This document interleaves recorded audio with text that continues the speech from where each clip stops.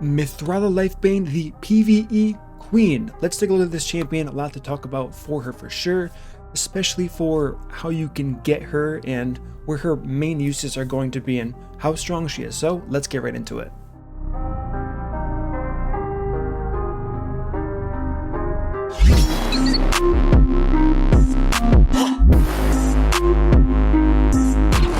What up, Team MurderInc here, back again for another Shadow Legends video talking about Mithrala Lifebane. She is the fragment champion from Hydra, and where is she going to be really good right off the bat? You guessed it, Hydra. Now, one thing I want to talk about, and I want your opinion on this, so please comment below, give it to me straight here. How do you guys feel about getting the reward for certain content, this of course being Hydra, having that increase how well and how effectively you can continue to do that content? For me personally, I don't think it's the best gameplay design. I could be wrong here, it could be just a personal opinion that people don't share with me, but I do believe that if you're getting a reward for a champion, it shouldn't make the content you just completed to get that champion easier. It should be kind of like an overall, I don't know, maybe it's just me overthinking things, but when I saw this and how good it was going to be for Hydra, I said, I mean, this would be nice for players to have a way to get this looking forward to upcoming content, right? Imagine if we got this for a special Doom Tower event. Doom Tower was kind of the premier content before Hydra. If we had a special Doom Tower event that gave Mithrala Lifebane and we could use her for the Hydra, making it easier, I think people would be, I don't know, more excited to get the champion. But the fact that she's going to be added into your existing teams already, and it's not easy to get Mithrala Lifebane if you've been doing this for any period of time, you kind of understand how Hydra's very, very annoying. So that being said, let's talk about the champion where she really shines in this game, and I guess we'll go over Hydra first, but in case you're not familiar with the skills, we have Strengthen, Shield removes all debuff from allies on the A3, passive here, pretty cool. When an enemy under Hex attacks, has a 50% chance of adding Petrification debuff on the attacker for 1 turn. This is a new debuff in the game, and I believe she's currently the only champion with this. Increases this champion's resistance, and increases is equal to the amount of the accuracy this champion has. And then on top of that, when an ally is attacked by an enemy under Hex, has a 30% chance of applying that petrification as well. So a lot of cool things there. A2, as you guessed, AoE Hex, also places increased defense and increased attack on the team. So I mean, between the A2 and the A3, PvE Queen, you can kind of see it already. And then with what the passive adds, but we have an awesome A1 as well, 2 times at random, each it has a 80 up to 100% chance when booked to apply a 5% poison. So clan boss, is it going to be viable? Absolutely. You can kind of see it here. Cleansing the stun, applying strengthen and shield to your team. X, not going to do much. There is some synergy with a few other champions. You of course cannot apply petrification to the clan boss. That would be broken, but increased defense, increased attack, shield, strengthen all in one kit, and 100% chance to poison. 2 poisons on the A1, counterattack synergy, very strong there as well. So I'm going to show you the gear I use for the kind of Hydra Showcase I'm going to show you guys. And like I said, it feels weird for me to showcase her in Hydra because if you have this champion, you probably have a pretty solid Hydra teams, but I guess anything to make it a little bit easier. Maybe this will increase your progress, getting you to another difficulty, which would be huge here. So I have her in regeneration gear as well as speed gear. Total stats 71,000, 3,000 defense, 274 speed. Kind of a bit high. I was thinking about Doom Tower as well for this, and 502 accuracy. As far as masteries go, pretty straightforward. We do have War Master here, we have extending buffs, we have extending debuffs as well here, and pretty typical there for lots of debuffing and buff champions together. So let's go ahead and head straight into the Hydra here for the team that I'm going to showcase, and let's see what we can do. Alright, so the team I'm deciding to kind of test this out is going to be, it's a weird team, I get that, but I have a reason for doing it. We have Geomancer, Krisk, Mithrala, Kaimar, Lydia, and then Trunda here. What I basically want to do is show you, in case there's any doubt as to how good this champion is going to be. Listen, we don't need Hex for this rotation, as you can see, no mischief here, but I do want to use Hex here to kind of Make sure that this cleansing guy doesn't use his single target cleanse. He uses the AoE. You need 6 total debuffs. I'm pretty sure, yeah, 6 total debuffs to make sure he uses the AoE cleanse before the single target cleanse. So that's kind of what we're aiming for here. Let's go ahead A1 here to get the decreased speed. So we have 5 total at the moment here. Let's use this A2 and wait, do we have enough? Okay, we do. So 5. Okay, we're good here. I made it out of here with 5. There's the provoke, unlucky. So ideally, I would want to have used this before Geomancer went. The speed tune did not go my way, unfortunately. So let's just kind of burn through this and scale until we can get some more, I don't know. Let's use this, extend, ally protection. Really tanky team. The goal here is to, do I want to use this now or wait? You know, we're going to wait a turn on Kymar. We got this going on. We're going to reset the cooldowns soon-ish. Yeah, soon-ish is a good word for that. We don't want to proc the stacks just yet because Geomancer is going to be key here. There's the double random hit we're talking about. We can't apply block buffs because we don't want a defense down on weekend just yet here. Let's go for these. We know we don't want the strip here. Hit him with the A1. Okay, now is where things start to get ramping. Don't have to worry about the head of decay anymore. So let's put this on. I don't know. I'm going to say first, let's do the guy with the shield. That seems to be the smart play. Okay, we got the HP burn there. Now we're going to increase speed. Why not? Cleanse the buffs we can. We can't do that just yet. Let's go for the Hex. A little bit of AoE there. Resetting the cooldowns. No, you know what? Okay, I reset it. I didn't hit the button in time, whatever. Defense down weaken applied to everybody. I have to be careful here because I'm pretty sure Trunda's going to one-shot herself if I do use anything besides the A3. Okay, so that went off. Chris took a lot of damage there. So what are we going to do? Make sure he heals up with that continuous heal. Let's extend the continuous heal here. Now we're going to strip the buffs, easy money, apply this HP burn. We really do want to kill the decay and the poison head. We can leave up the head of wrath. We're not too worried about that guy. I've definitely made videos before on how you can kind of utilize the head of wrath by spamming it over and over again. Now we're going to use this big damage here, defense down and weaken. Let's just go ahead and use it there. So decent damage overall. Let's go for the Hex, not that it's going to do too much in this kind of scenario here. Okay, all of that's easy. Increase speed. We could use it. Let's go for it. Decrease speed might have been better there, but it is what it is. So we're going to go through this and you can kind of see how big Mithrala is.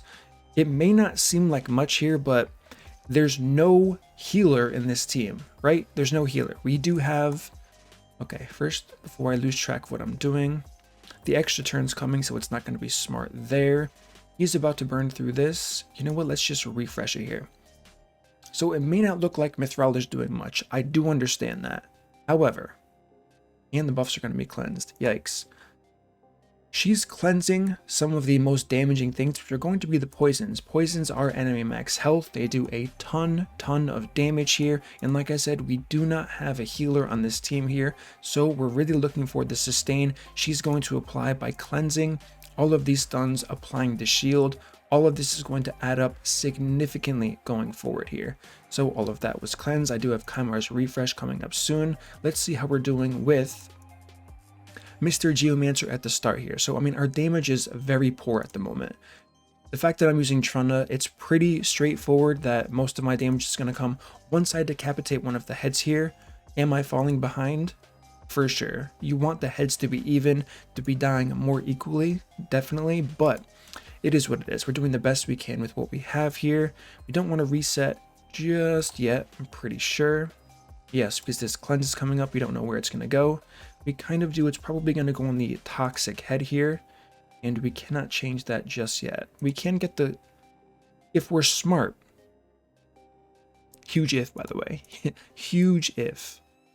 I probably shouldn't have procced that there. Anyways, we try to push the decay a little bit lower here so it focuses that shield on himself instead.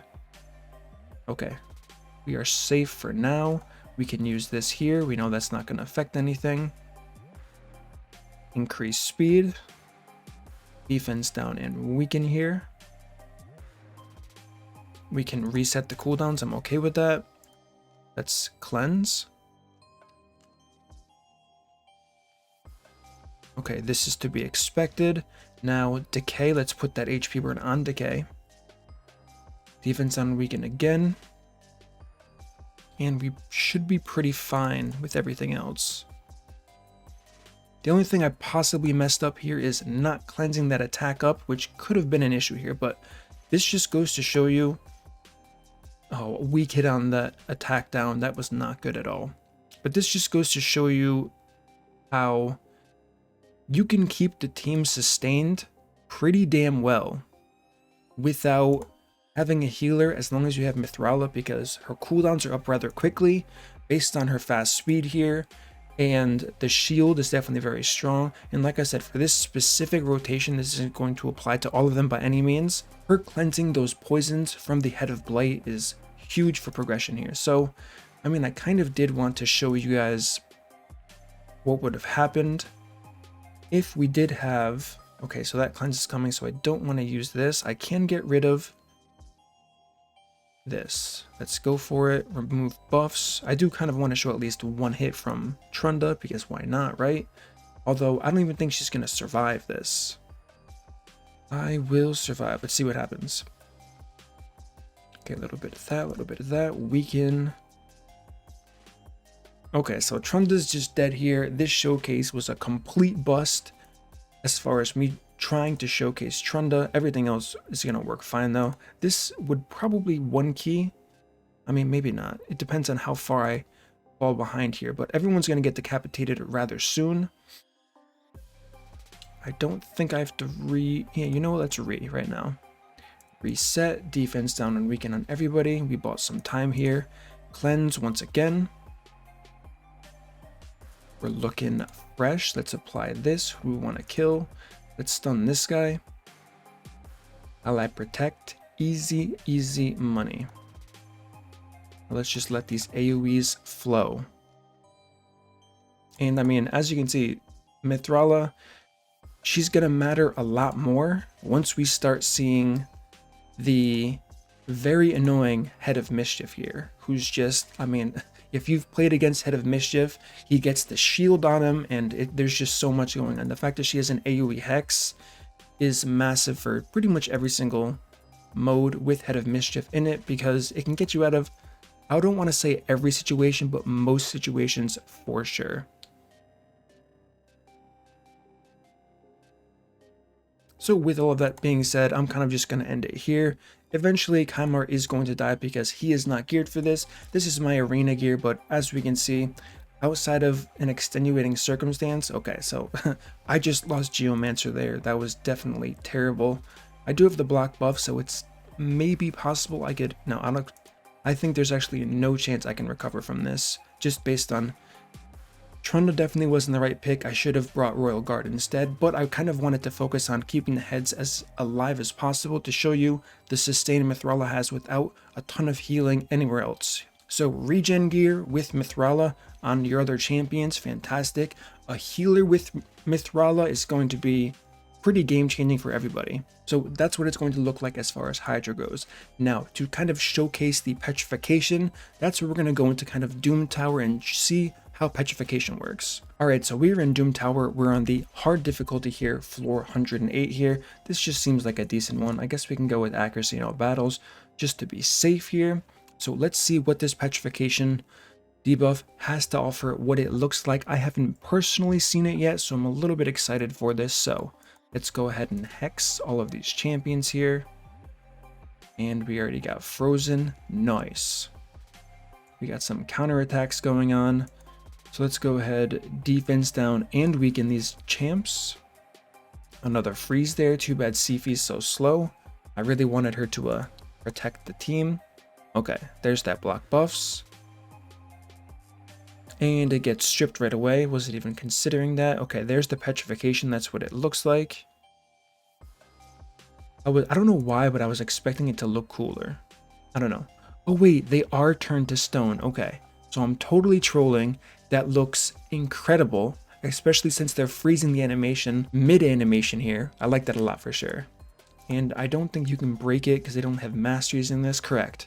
I mean, that's cool. Yes, of course, their damage is reduced, but listen, if you have Mithrala and you're struggling in the Doom Tower, I mean, it's unlikely because Hydra's so difficult. This is kind of my point as far as where they put champions. I don't think they do it in the smartest way overall. That's, of course, personal opinion.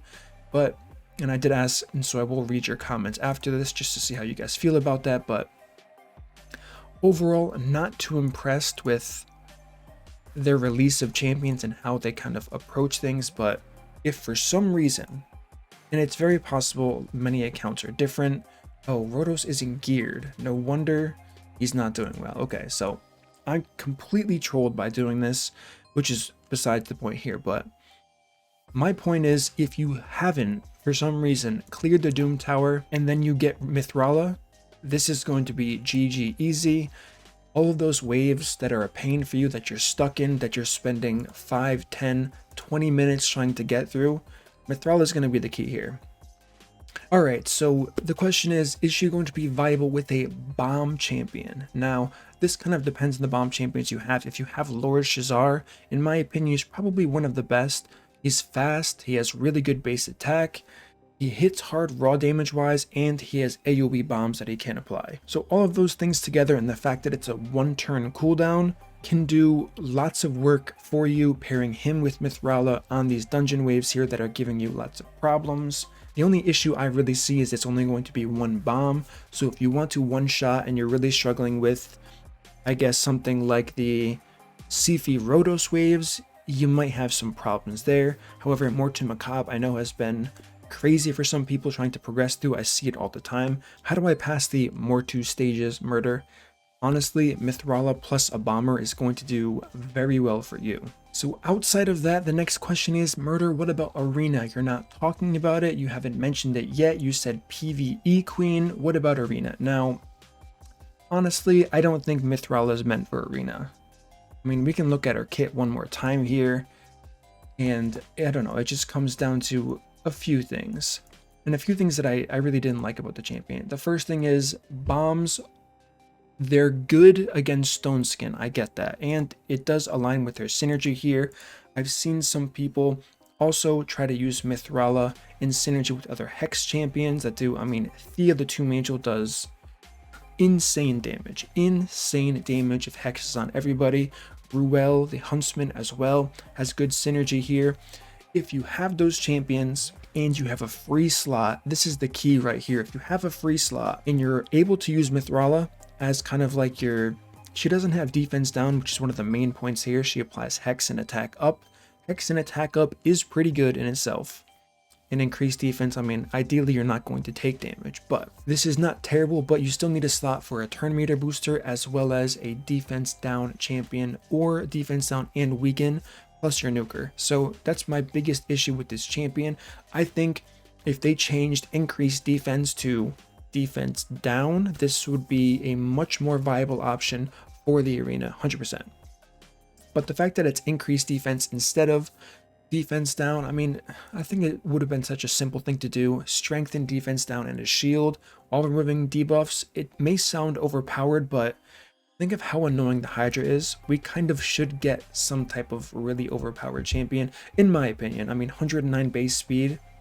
She's a great champion. 20,000 base health on top of that, 1,300 defense. There's a lot of really good things about this champion's kit, which I've already made quite clear as far as the PvE aspect. And I think she should have been a champion that should have been crazy in PvE and PvP because of the amount of effort we have to put in to get this champion. Now, I've been lucky to be in a clan that was clearing 3 difficulties for quite some time now, so I do have the option and access to it, but most people are probably, I don't know, if I had to guess for the average player base, I would say between 30 to 55, 60. Let me know how many fragments you have for Mithrala.